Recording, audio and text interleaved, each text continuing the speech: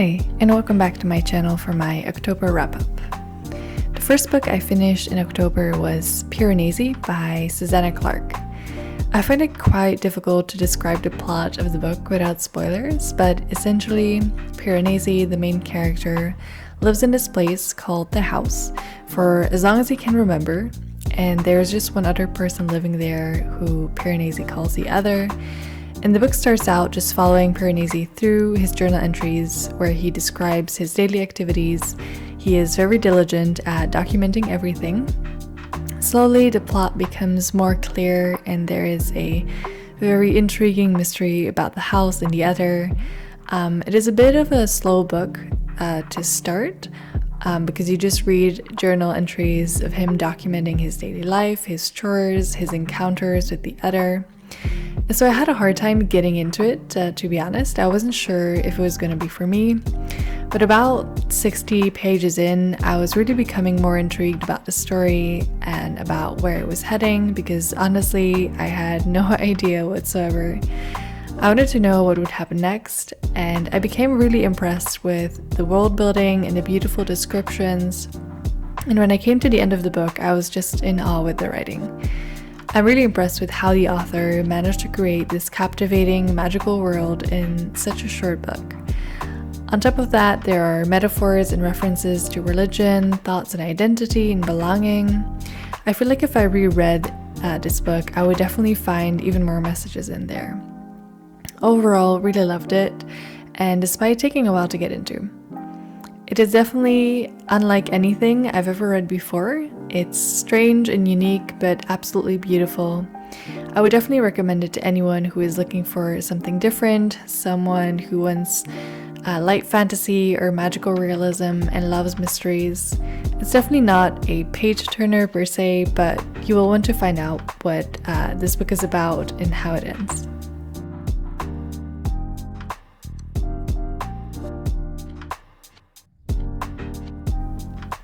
For the spread, I tried to capture some of the elements of the house. On the left side, there is the tides, for which I cut out wave shapes in some paper from a text.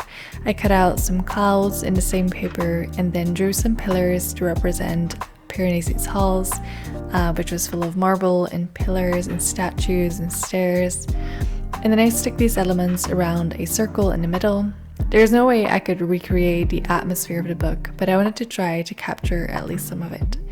On the right side, I stuck with the same elements and wrote out the beginning of the book, and then some of my thoughts around it in the clouds and waves.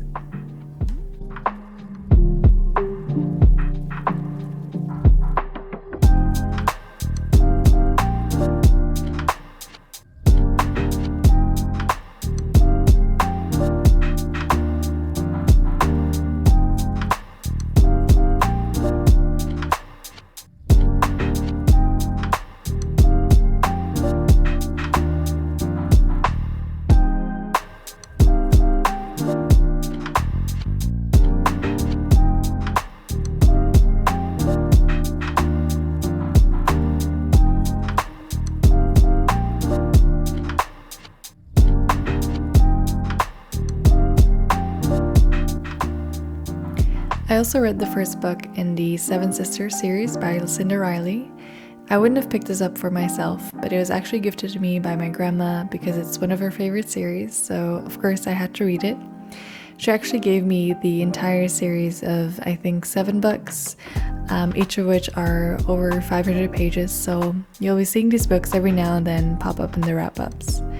I'm definitely being forced to get over my big book fear once and for all. So the first book is called The Seven Sisters, which introduces you to Passold, who throughout his life adopted 6 girls from around the world while on business and has brought them back to his house called Atlantis on Lake Geneva. The book starts shortly after he passes away and all the sisters kind of come home after most of them have been away for a while. The Seven Sisters are loosely based on Greek mythology, where the Pleiades were 7 sisters. Their parents were Atlas, a titan commanded by Zeus to hold up the earth, and Pleione, the mythical protectress of sailors. After a chance meeting with the hunter Orion, the Pleiades and their mother became the object of his pursuit, and to protect them from Orion's relentless amorous advances, Zeus changed them into a flock of doves, which he then set in the heavens.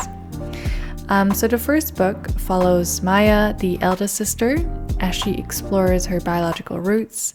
It's definitely not a new favorite, but I would say I enjoyed it, despite having some issues here and there. It was easy to read, and it has this mystery element to it that definitely makes you want to keep reading. I did struggle a little bit because the story is just very unbelievable and has a lot of romance cliches. But once I put that behind me, I did enjoy the book a lot more. I'm also not a huge fan of historical fiction, although I did kind of enjoy some of the references to things like the construction of Christ the Redeemer in Rio. I do have a question for anyone out there who has read the series and what they think about the dynamic between these sisters, because for me, the dialogue between them felt unnaturally formal. I did read it in Dutch, which is something I don't tend to do, so I'm not sure if it is a translation thing.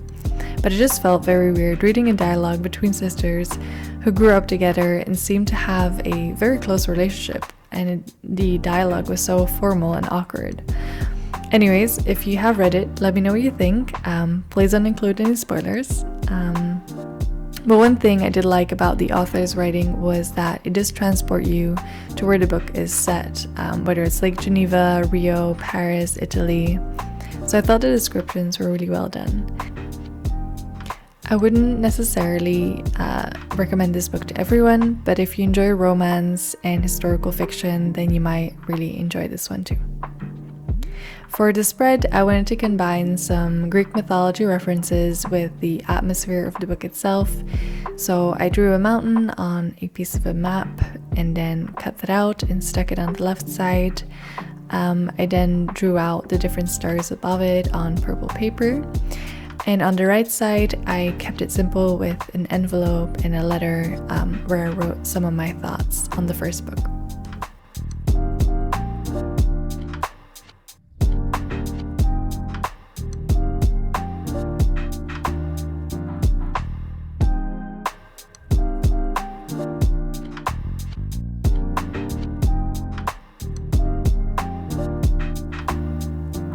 The last book I finished was Everything I Never Told You by Celeste Ng.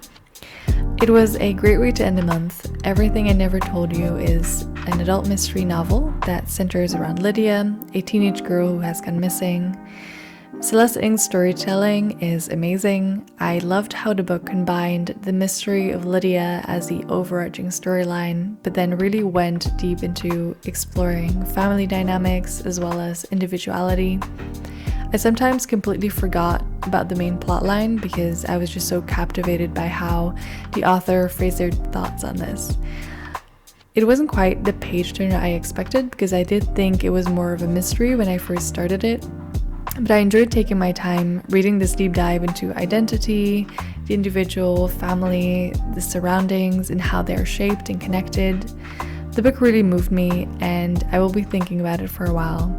There are some parts that I keep thinking back to, and I don't want to give away anything, but I'm sure some of you can relate that there are just some lines and sentences that people, or in this case, a fictional character, say that just really stick with you. And every now and then you just think back at how impactful that line was.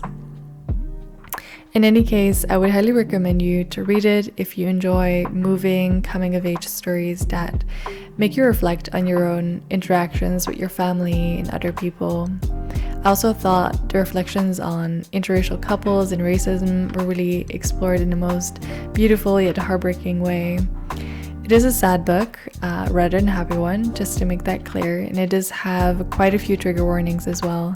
So do take care if you don't want to read about particularly suicide, alcohol abuse, or domestic violence. For the spread, I wanted to keep it very simple.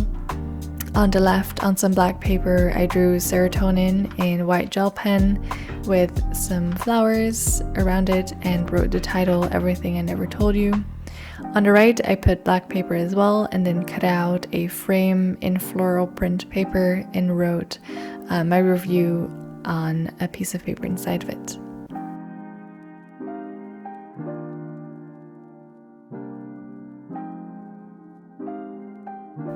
I hope you enjoyed this video. Please like and subscribe if you did. Let me know in the comments below what you've been reading. I would love to hear from you.